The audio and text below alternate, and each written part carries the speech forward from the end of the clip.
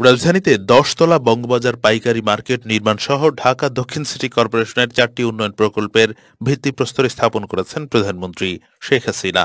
শনিবার সকাল ১০টার দিকে এসব উন্নয়ন প্রকল্প উদ্বোধন করেছেন সরকার প্রধান।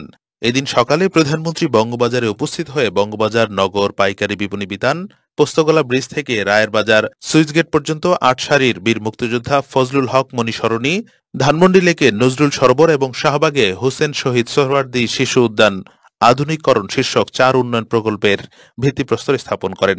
জানা গেছে, ১০ তলা বিশিষ্ট বঙ্গবাজার নগর পাইকারি বিপণী বিতানে ৫টি সাধারণ সিঁড়ি, ৬টি অগ্নিপ্রস্থান সিঁড়ি সহ পর্যাপ্ত অগ্নি নির্বাপন ব্যবস্থা রাখা হয়েছে।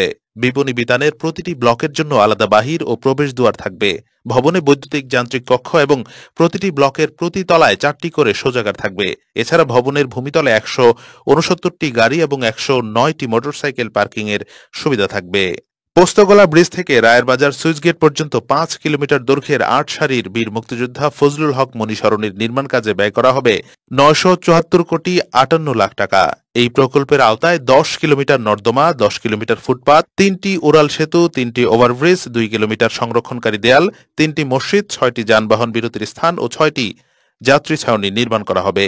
এতে ঢাকা শহরের ভেতর বাস, ট্রাক ও পণ্যবাহী যানবাহনের চাপ কমার পাশাপাশি বহুলাংশে যানজট নিরসন হবে। নিজস্ব তহবিল থেকে প্রায় ৫১ কোটি টাকা ব্যয়ে ধানমন্ডি লেকে নজরুল সরোবর নির্মাণ করছে ডিএসসিসি। জাতীয় কবি কাজী নজরুল ইসলাম স্মরণে নজরুল সরোবর নামের উন্মুক্ত বিনোদন মঞ্চে একটি ঘাটলা, উন্মুক্ত মিলনায়তন, পথচারীদের হাঁটার পথ, গণপরিসর, রেস্তোরাঁ, বেঞ্চ, দৃষ্টিনন্দন বাতি, পর্যাপ্ত সবুজায়ন ও সাউন্ড সিস্টেম স্থাপনের পাশাপাশি জাতির জনক বঙ্গবন্ধু শেখ মুজিবুর রহমান ও জাতীয় কবি কাজী নজরুল ইসলামের স্মৃতিময় মুহূর্ত ও সাহিত্যকর্ম সংবলিত ফলক স্থাপন করা হবে।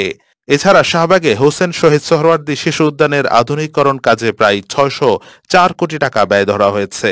এখানে শিশু উদ্যানের আধুনিকায়নের কাজ করা হবে।